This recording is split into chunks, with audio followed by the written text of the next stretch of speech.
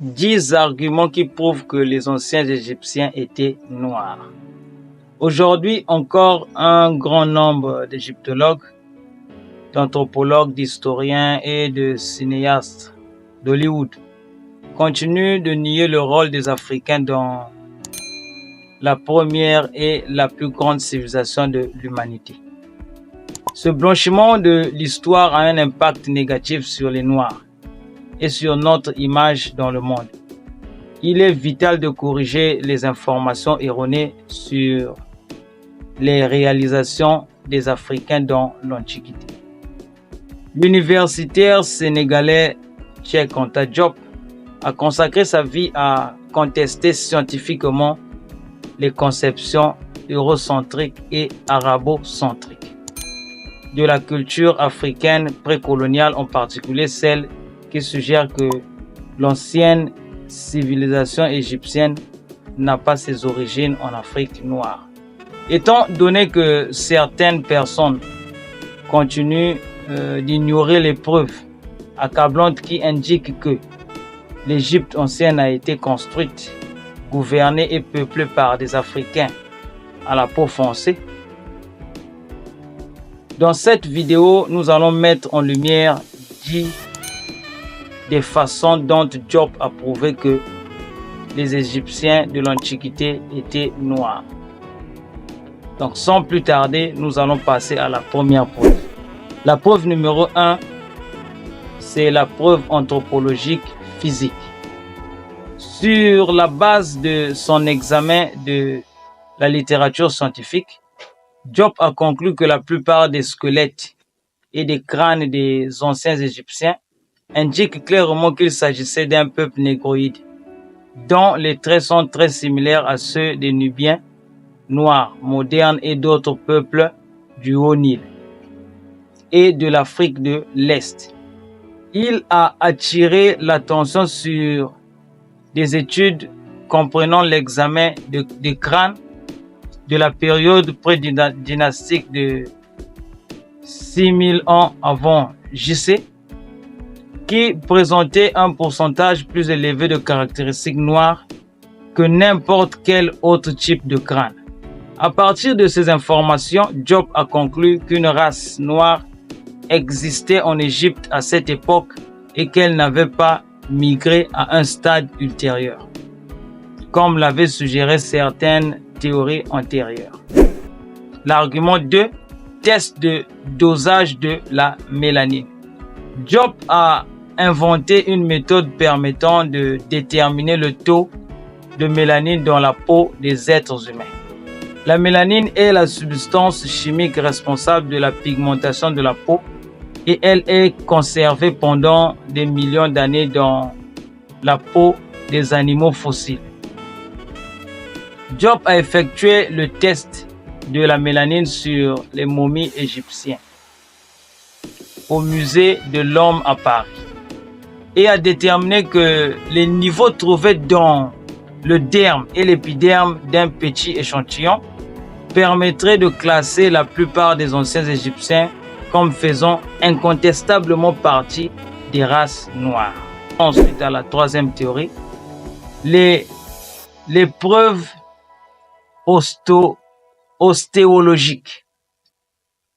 Selon Diop, les mesures ostéologiques, c'est-à-dire l'analyse des os, sont peut-être moins trompeurs des critères acceptés en anthropologie physique.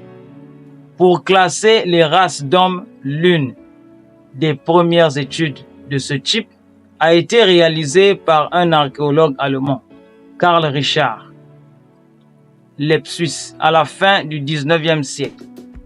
Le canon de Lepsius, qui distingue les proportions corporelles des différents groupes raciaux, classe l'Égyptien idéal dans la catégorie bras courts, type physique négroïde ou négrito. Passons au quatrième argument.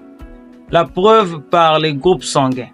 Diop a constaté que même après des centaines d'années de métissage avec des envahisseurs étrangers, le groupe sanguin des Égyptiens modernes est le même groupe B. que celui des populations d'Afrique de l'Ouest sur la côte atlantique et non le groupe A2 caractéristique de la race blanche avant tout métissage. Nous passons à l'argument 5. Les Égyptiens tels qu'ils se voyaient eux-mêmes. Job note que les Égyptiens n'avaient qu'un seul terme pour se désigner, Kemet, qui signifie littéralement les Noirs. C'est le terme le plus fort existant dans la langue pharaonique pour désigner la négritude. Il ajoute, ce terme est un nom collectif qui désigne donc l'ensemble du peuple de l'Égypte pharaonique comme un peuple noir. Pour en savoir plus, Job s'est penché sur les monuments et sur la manière dont les anciens Égyptiens se représentaient dans leur art. Nous passons au 6e argument. Unité culturelle de l'Égypte avec le reste de l'Afrique. Job a constaté qu'il existait dans l'Égypte ancienne des points communs culturels africains en matière de matriarcat, de totémisme, de parenté divine et de cosmologie. En étudiant la circoncision et le totémisme, il fournit des données détaillées sur l'unité culturelle entre l'Égypte et le reste de l'Afrique. Il note: les historiens s'accordent à dire que les Éthiopiens, les Égyptiens, les Colchiens et les peuples du Levant Sud étaient parmi les seuls peuples sur terre à pratiquer la circoncision, ce qui confirme leur appartenance culturelle sinon ethnique. Il a ajouté: le style égyptien de circoncision des adolescents était différent de la manière dont la circoncision est pratiquée dans d'autres parties du monde, mais similaire à la manière dont elle est pratiquée sur l'ensemble du continent africain. Nous passons au 7e argument. Épithète divine. Job démontre également que noir ou nègre était un épithète divine invariablement utilisé pour désigner les principaux dieux bienveillants d'Égypte, tandis que les mauvais esprits étaient représentés en rouge. Dans la culture eurasienne, le bien est décrit comme blanc et le mal comme noir. Nous passons au 8e argument, preuve tirée de la Bible. Job écrit: la Bible nous dit que le fils de Cham, Cush et Mizram, c'est-à-dire l'Égypte, Phut et Cana, et les fils de Cush, Séba, Evila, Sabta, Rama et Sabteshas. Selon la tradition biblique, Ham est le père de la race noire. Job affirme que, d'une manière générale, toute la tradition sémitique, juif et arabe, classe l'Égypte ancienne avec les pays des Noirs. Passons au 9e argument. Unité linguistique avec l'Afrique du Sud et l'Afrique de l'Ouest.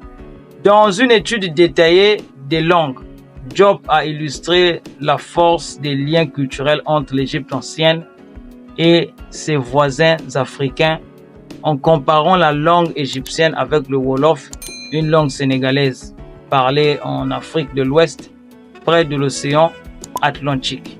Job démontre clairement que l'Égyptien ancien, le copte moderne d'Égypte et le Wolof sont apparentés, les deux derniers ayant leur origine dans le premier.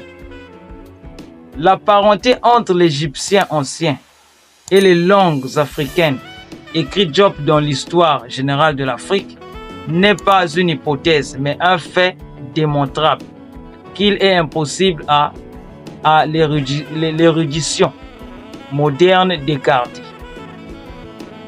Il estime que la parenté est généalogique et donne des exemples. En égyptien ancien, kef signifie saisir, prendre une bande de quelque chose. En Wolof, il signifie saisir une proie. Fait signifie partir en égyptien ancien. En Wolof, il signifie se précipiter. Pour mieux démontrer la similitude entre les deux langues, Diop a également examiné les formes verbales, les démonstratifs et les phonèmes. Les résultats ont montré qu'il y avait peu de différence entre les deux langues. Nous poursuivons avec l'argument 10. Témoignages des historiens grecs et romains classiques. La quasi-totalité des premiers témoins latins ont décrit les anciens Égyptiens comme des êtres à la peau noire et aux cheveux laineux. Plusieurs historiens grecs de l'Antiquité ont noté que les Égyptiens et les Éthiopiens avaient un teint mélancolique, ce que la plupart des spécialistes traduisent par noir, tandis que d'autres le traduisent par sombre ou à la peau foncée. Les historiens les plus souvent cités sont Diodore de Sicile et Hérodote.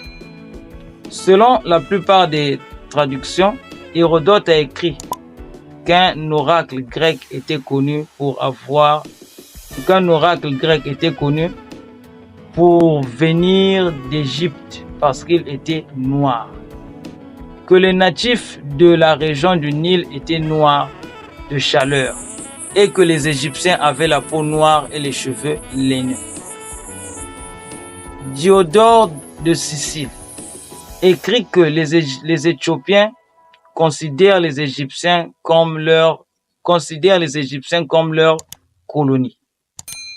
Lucien observe un garçon égyptien et remarque qu'il n'est pas seulement noir, mais qu'il a des lèvres épaisses. Apollodore appelle l'Égypte le pays des pieds noirs. Échille, poète grec, écrit que les marins égyptiens ont des membres noirs.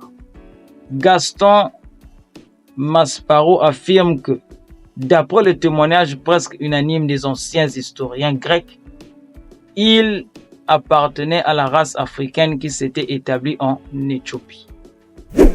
En bonus, nous ajoutons la preuve d'ADN. Une société de génomique spécialisée dans la recherche des ancêtres de certaines populations mondiales a récemment analysé les profils STR, échantillons d'ADN publiés du pharaon Toutankhamon et de sa famille. L'entreprise indique que les parents vivants les plus proches des momies sont des Africains subsahariens, en particulier ceux d'Afrique australe et de la région des Grands Lacs.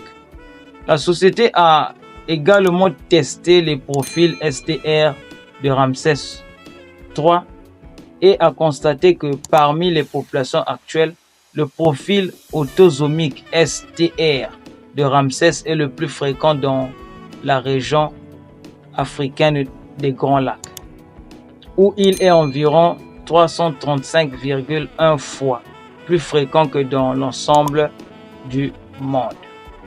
Je vous remercie. C'était les 10 arguments de Cheikh Anta Diop qui prouvent que la population égyptienne était noire.